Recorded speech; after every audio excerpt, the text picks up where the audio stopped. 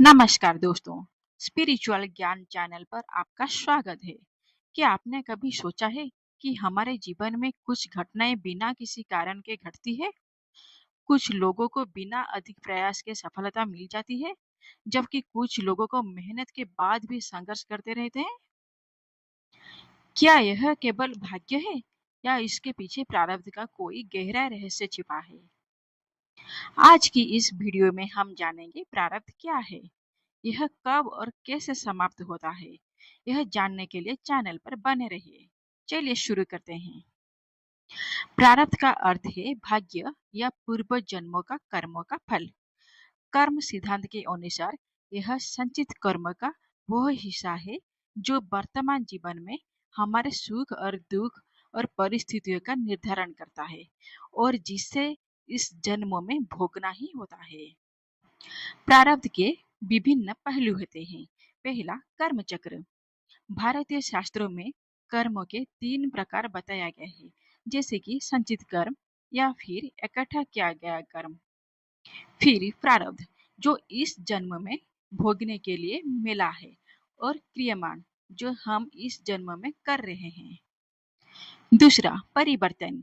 हालांकि प्रारब्ध को अटल माना जाता है जिसे बदला नहीं जा सकता, लेकिन आध्यात्मिकता, ज्ञान, ध्यान और अच्छे कर्म का प्रभाव से उसके द्वारा मिलने वाला कष्टों को बिना विचलित हुए सहन करने की शक्ति प्राप्ति हो जाती है।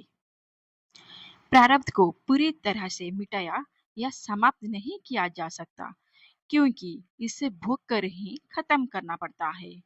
निरंतर नाम जाप, भक्ति और सत्संग और अच्छे कर्म द्वारा आप इसके दुखों के प्रभाव को आप बहुत कम कर सकते हैं। प्रारब्ध के कष्ट को कम करने के लिए इन विशेष उपायों को अपना सकते हैं। पहला, जैसे भजन और नाम स्मरण। ईश्वर के निरंतर नाम जाप से प्रारब्ध के भयानक दुखों को टाल सकते हैं और उन्हें सहन की शक्ति मिलती है। दूसरा, अच्छे कर्म करते हुए फल की इच्छा छोड़ दे, क्योंकि इससे नए कर्म नहीं जुड़ते हैं। तीसरा, गुरु कृपा और संतों का संग, जो आशीर्वाद से प्रारब्ध की तीव्रता को बदला जा सकता है। चौथा, धर्म का पालन तथा दान करना और जीवों पर दया भाव रखना, और दान करने से पुण्य कर्म संचित होता है और पुराने पापों के प्रभाव को दबा देते हैं। अक्सर साधकों के मन में एक प्रश्न उठता है कि क्या प्रारब्ध को बदला जा सकता है? उसका उत्तर है जी हाँ, प्रारब्ध को बदला जा सकता है, लेकिन पूरी तरह से नहीं।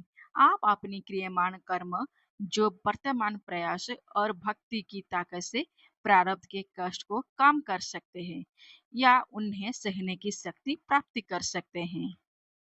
संत महात्माओं के अनुसार ईश्वर की भक्ति, नाम जप, सत्संग, सत्कर्म और तपस्या से भाग्य के लिखे में भी परिवर्तन संभव है। यदि आपको ये वीडियो पसंद आई है तो लाइक और शेयर करना ना भूलें। धन्यवाद।